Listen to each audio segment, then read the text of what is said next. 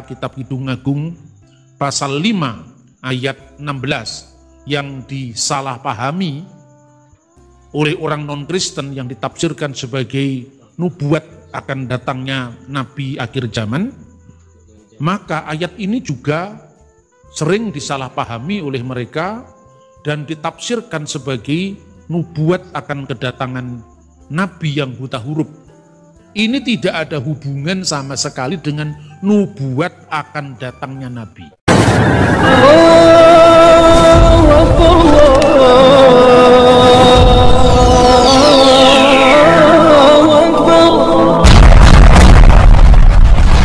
Bismillahirrahmanirrahim. Sebelum kita lanjut, jangan lupa subscribe, like, komen, dan share. Terima kasih. Jazakumullah.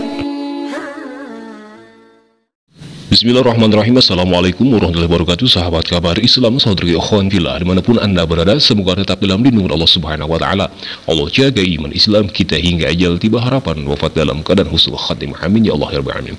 Sahabat ikhwan fillah, dalam kesempatan kali ini kita akan menyimak sebuah cuplikan video ya, akan menanggapi sebuah video yang mana ini dari seorang Bang Nursena yang membantah bahwa Nabi Isa atau Yesus alaihissalam memberitahukan kabar akan nubuat Nabi Muhammad SAW, atau ia memberitahukan akan kedatangan Nabi akhir zaman, yakni Nabi Muhammad SAW, dengan keras bahwa Bang Nursena menyebutkan itu bukan Nabi Muhammad SAW yang dinubuatkan oleh Yesus atau Nabi Isa alaihissalam. Nah, sahabat sebelum kita melanjutkan untuk menanggapi, mari kita simak terlebih dahulu cuplikan video dari seorang Bang Nursena ini.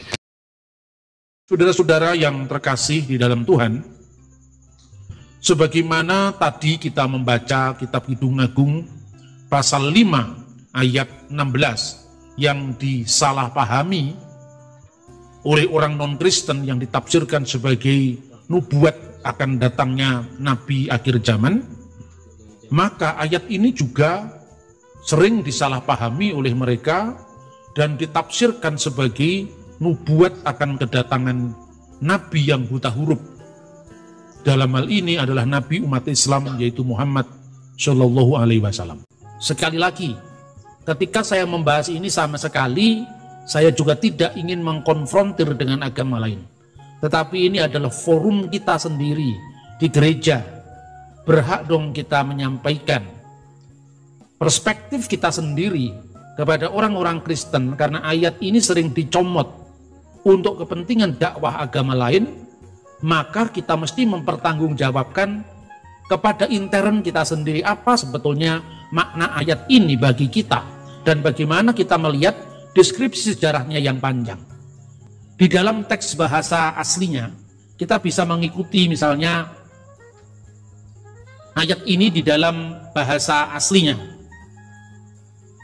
Ya, maka bagimu penglihatan dari semuanya itu seperti isi sebuah kitab yang termaterai, apabila itu diberikan kepada orang yang tahu membaca dengan mengatakan baiklah baca ini, maka ia akan menjawab aku tidak dapat sebab kitab itu termaterai. Konteksnya ayat ini bila kitab itu dibaca oleh orang yang tahu membaca. Tapi kemudian ayat 12 ya, dan apabila kitab itu diberikan kepada seorang yang tidak dapat membaca dengan mengatakan baiklah baca ini, maka ia akan menjawab aku tidak dapat membaca. Nah, teks ini kemudian diartikan, nah tentu di otak-atik gatuk ya, ini adalah menubuatkan kedatangan Nabi akhir zaman, yaitu Nabi Muhammad ketika menerima wahyu di Gua Hira, katanya. Karena dalam teks ini bahasa Ibrani juga kata kara itu bacalah, kara nazeh, bacalah ini. Ve amar yadati seper, saya buta huruf, saya tidak tahu kitab, kira-kira seperti itu. Sefer itu adalah kitab. Nah, dalam Alkitab terjemahan bahasa Arab juga digunakan kata-kata iqra hadza. Nah, kalau itu di otak-atik yang itu menarik.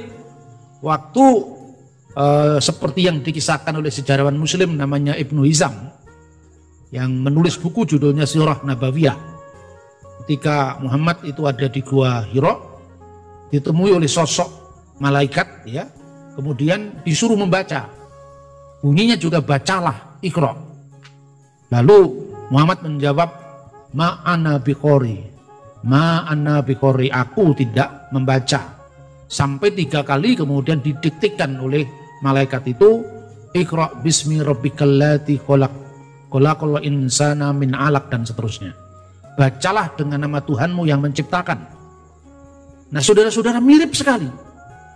Apakah kemiripan ini kemudian dijadikan landasan bahwa orang yang dinubuatkan dalam teks ini adalah Nabi Muhammad? Ini tidak ada hubungan sama sekali dengan nubuat akan datangnya Nabi.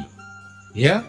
Nah, baiklah saudara Alhamdulillah, sebuah cuplikan video dari seorang Bambang Nurusena ya, yang mana kita barusan mendengar bahwa menurut Bambang Nurusena ini, nubuatan yang disebutkan oleh Yesus dan Nabi Isa alaihi wasallam itu bukan untuk Nabi Muhammad SAW.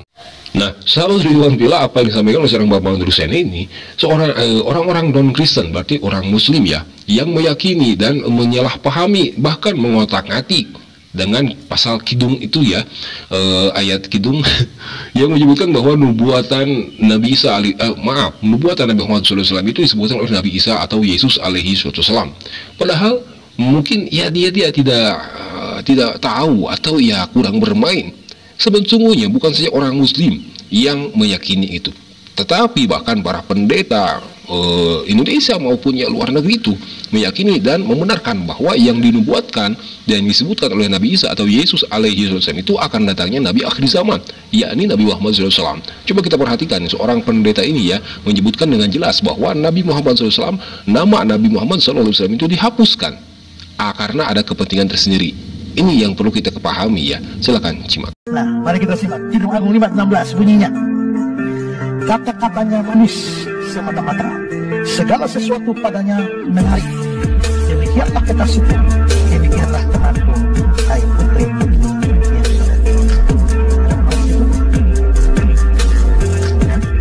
Kalau lihat di Alkitab Indonesia tidak ada, tapi kalau memeriksa bahasa aslinya, maka akan nampak bahwa itu nama Muhammad.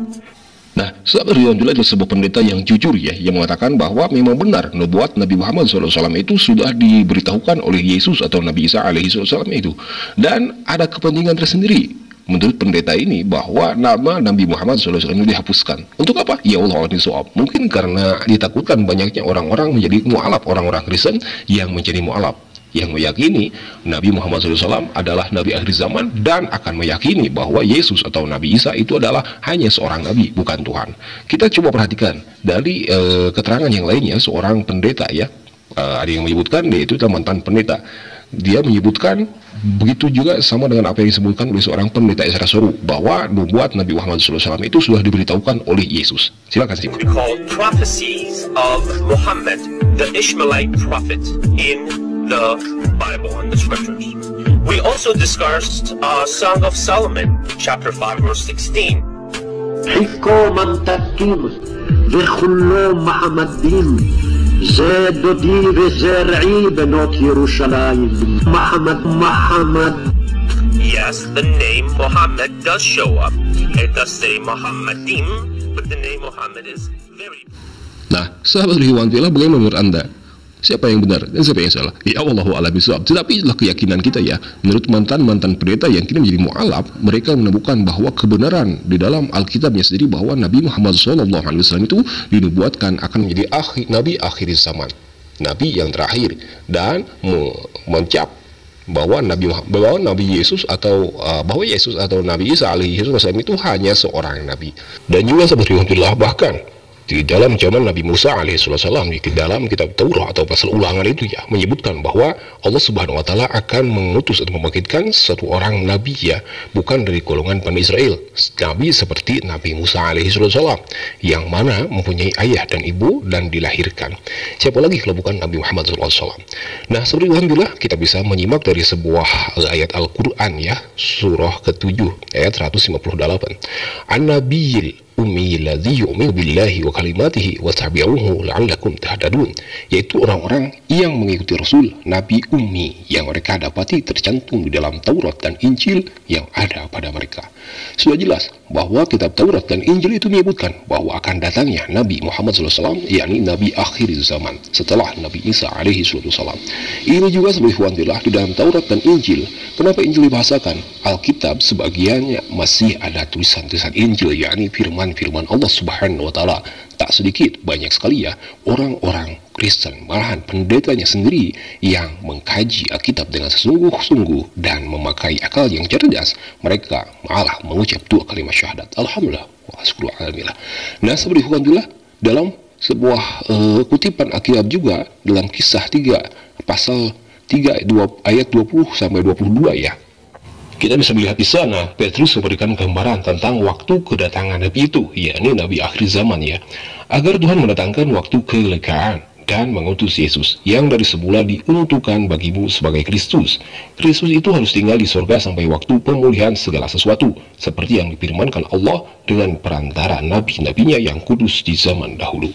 Bukankah telah dikatakan Musa, Tuhan Allah akan membangkitkan bagimu seorang nabi dari antara saudara-saudaramu sama seperti aku. Dengarkanlah dia dalam segala sesuatu yang akan dikatakannya kepadamu. Ini menunjukkan menurut Petrus bahwa Allah Subhanahu wa Ta'ala akan mengutus seorang nabi kemari, yakni Nabi akhir zaman, sebelum Nabi Isa atau Yesus diturunkan oleh Allah Subhanahu wa Ta'ala untuk yang kedua kalinya. Ini sudah jelas Nabi Muhammad SAW yang dimaksud oleh Petrus, yakni sama yang disampaikan oleh Nabi Musa alaihi wassalam. Nah, saudara, inilah dari Alkitab mereka. Bagaimana dengan Al-Quran? Sudah jelas Al-Quran mengatakan kepada kita, A'udzubillahi minasyaitonirrajim. Bismillahirrahmanirrahim. Wa idh qala Isa ibn Maryam ya bani Israil inni rasulullah ilaikum musaddiqan lima baina yadayya min at-taurati wa mubasysyiran bi rasulin ya'ti min ba'dihi ismuhu Ahmad. Falamma ja'ahum bil bayyinati qalu hadza sihrun mubin. Shadaqallahu al-'azim.